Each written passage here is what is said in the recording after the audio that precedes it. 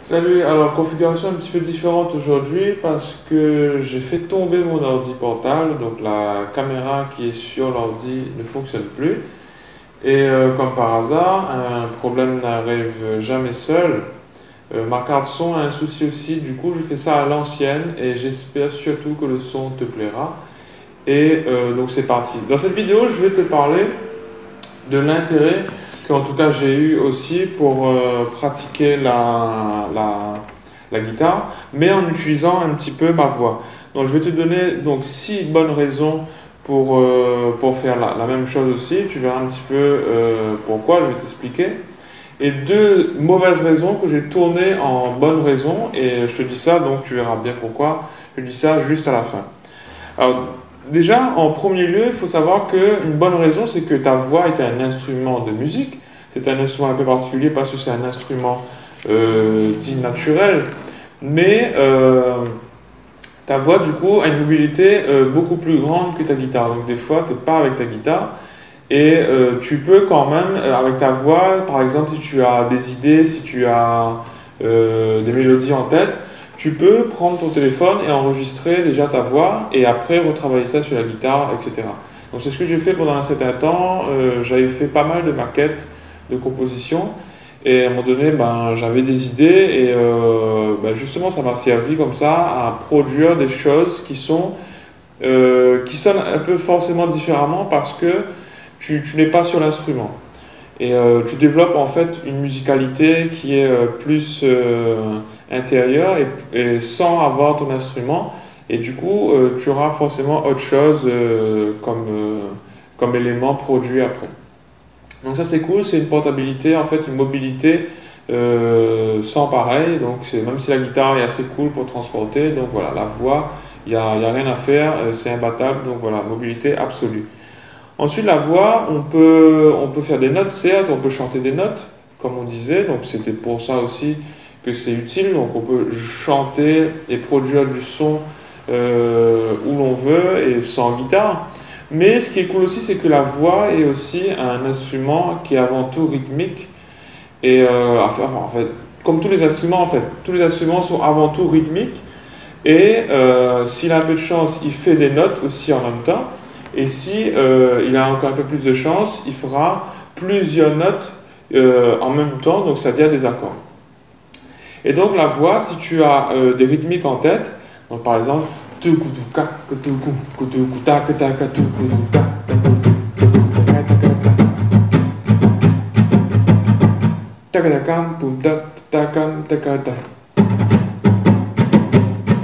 voilà, par exemple, hein. Donc c'est des petites rythmiques simples, mais tu pourras déjà expérimenter certaines choses et, et en fait t'habituer à penser rythme, même si ta guitare est plus un instrument pensé plutôt mélodique et harmonique, mais finalement il y aura toujours du rythme, hein. Donc c'est bien de faire, même si tu fais pas du beatbox totalement, c'est bien d'essayer et tu verras, tu pourras t'amuser. Je pense surtout que c'est là le fun de tout ça, c'est que tu peux t'amuser et expérimenter des choses déjà. Ensuite, la troisième bonne raison, c'est que notre voix respire. Et quand tu joues de la guitare, si tu fais des impros, si tu fais même de l'interprétation, si tu dois travailler des solos, peut-être que ça t'est déjà arrivé qu'on te dise que ben, en fait, tu dois respirer. En fait, ça veut tout simplement dire que quand tu dois t'exprimer musicalement, il faut que ça soit naturel, parce que la respiration est quelque chose de très naturel et fondamentalement naturel. Et même dans la musique aussi, on aura ça. Donc, comment les notes sont organisées entre elles, même si tu n'y penses pas, finalement, c'est ça qui fait que on apprécie le son, on trouve que ça se développe de façon tout à fait, justement, naturelle, que ça coule de source, que c'est évident finalement. Et c'est aussi par ce biais-là. Donc, quand tu chantes une mélodie,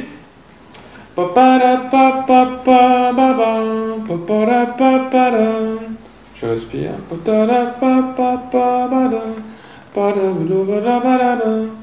etc. Et si tu retranscris tout ça sur la guitare, ben forcément, si tu le retranscris texto, hein, donc comme tu l'as chanté, alors je vais essayer de retrouver.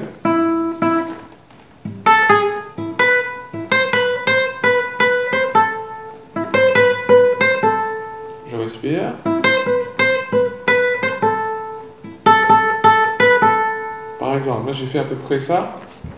Et du coup, voilà, les petits blancs, les petits passages, les petits silences là, il faut absolument garder ça. On va utiliser ça pour donner de l'expression en fait à ton jeu. Et après, quand tu apprends un morceau de quelqu'un qui existe déjà, enfin un morceau qui existe déjà, tu vas inconsciemment te demander, ben voilà, est-ce que ça fonctionne, est-ce que ça respire, où sont les blancs en fait. Si par exemple tu as une phrase avec beaucoup de notes dedans, il y a forcément un moment donné au début et à la fin de ce bloc-là où il y a une respiration. Donc avant de commencer, après il fait son truc et après il respire. Donc tu vas plutôt penser en termes de phrases. Les phrases, c'est là où justement où il y a des respirations, des ponctuations.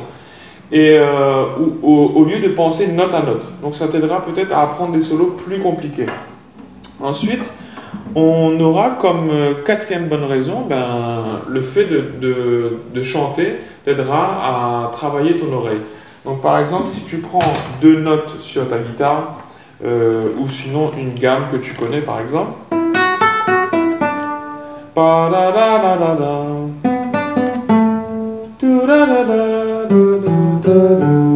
par exemple. Et en fait ça c'est cool parce que moi, je le vois plus comme une aide-mémoire, c'est-à-dire quand je dois rechercher une note, donc le début d'un solo ou un truc comme ça, je vais faire ça, c'est-à-dire je vais mettre le morceau, je vais mettre play, et après je vais tout de suite, après avoir mis pause, donc je vais rechanter le truc, et le fait de savoir le chanter, ça t'aidera en fait ça t'aidera à retrouver en fait ces notes-là plus facilement au lieu de mettre play, pause 50 fois. Donc tu le mets 2 ou 3 fois, tu chantes la note juste et après tu le fais sur ta guitare. Ceci dit, c'est vrai que c'est pas forcément évident de chanter juste, mais il faut se dire que chanter bien, c'est la deuxième étape. Donc moi je te demande pas d'être un chanteur, c'est pour ça que j'ai dit ça en fait dans le titre, etc. C'est que avant même de chanter bien, il faudra chanter juste. Et en tant que musicien, ça aide énormément. Et j'ai remarqué les musiciens qui arrivent à chanter ce qu'ils doivent jouer ou ce qu'ils savent jouer. Il y a une relation très proche entre ces deux aspects-là. Et en tout cas, en ce qui me concerne, si j'arrive à chanter, surtout c'est pas chanter, hein, c'est fredonner l'air à peu près, avant même de jouer, ben, j'aurai quasiment le solo de fait en fait sur la guitare. Il faudra juste trouver le bon doigté et les bonnes notes au bon endroit. Mais si j'arrive à chanter, ça m'aide énormément. Ensuite, comme cinquième bonne raison, j'ai noté aussi que ça t'aide à ressentir les notes de façon émotionnellement directe. Enfin voilà, ça n'a aucun sens ce que je dis, mais c'est pas grave. Je m'explique, c'est-à-dire quand tu chantes les notes, tu vas tout de suite l'intégrer de façon émotionnelle. Tu vas ressentir que une montée de notes va te produire une certaine émotion, et puis voilà, une variation de notes, etc.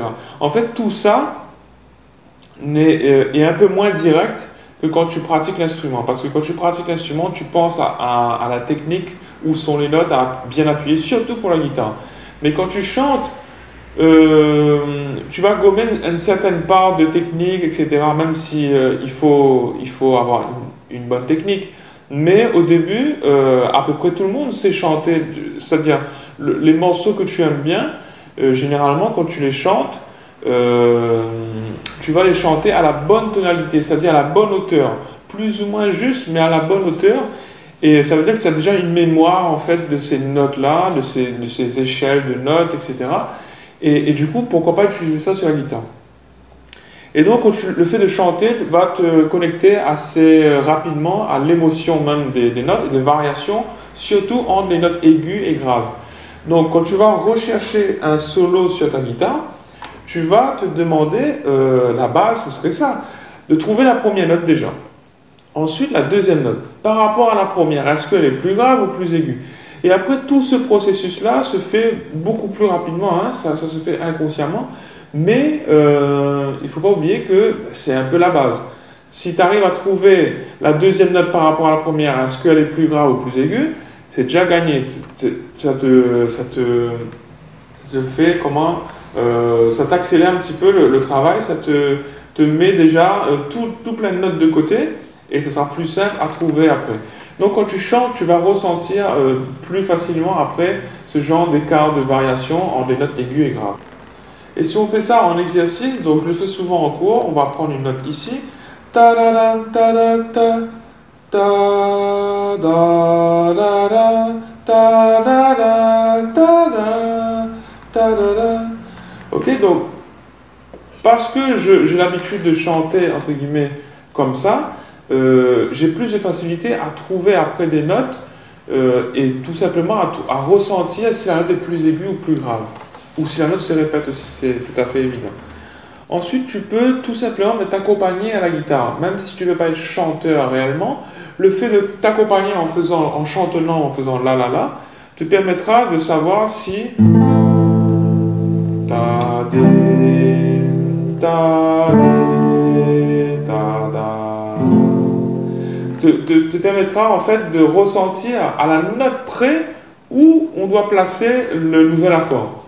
Et ça, après, quand tu commences comme ça, tu as peut-être toutes les paroles, les accords écrits au-dessus, etc. Mais quand est-ce qu'il faut changer vraiment? Si tu as l'air, si tu chantonnes, ça t'aidera en fait énormément à avoir le bon placement au bon endroit, à la note près. Tu vas ressentir naturellement les choses. Encore une fois, c'est une question d'émotion aussi. Ensuite, les deux dernières bonnes raisons, qui étaient à la base une mauvaise raison, sont déjà pour la 7e, c'est que ta voix est naturellement limitée. Si tu prends ta guitare, essaye de chanter les notes déjà de ce que tu joues à la guitare et tu verras qu'à un moment donné c'est soit trop grave ou trop aigu. C'est tout à fait normal parce que ta voix est limitée comme la guitare. On n'a pas toutes les notes du monde sur la guitare. Il y a des notes qui sont extrêmement aiguës qu'un violon par exemple peut faire mais que la guitare ne pourra pas faire. Et inversement, des notes très graves que la contrebasse pourra faire par exemple et la guitare non. Et ta voix est pareille, mais elle est plus limitée encore que ta guitare. Donc, ce sera comme point de départ. On essaiera de voir où ta voix est située sur la guitare. Moi, par exemple, c'est ici.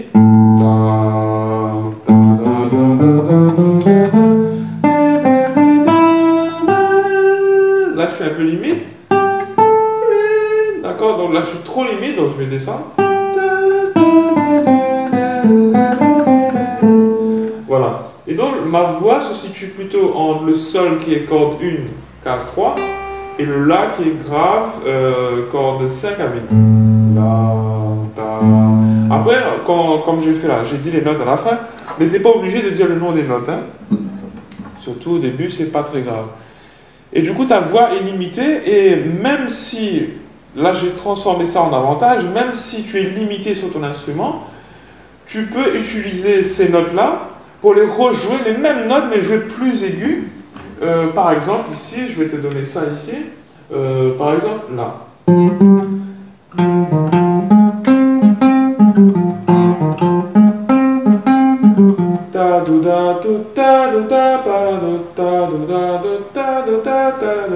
Je vais donner l'impression que ça monte. Donc, je vais prendre les mêmes notes.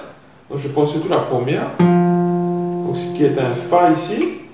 Et faire à l'octave. Donc moi je te conseille, on reviendra un peu là-dessus après. En tout cas, l'octave c'est la même note qu'on va jouer soit plus aiguë ou plus grave. Et ici on aura ça.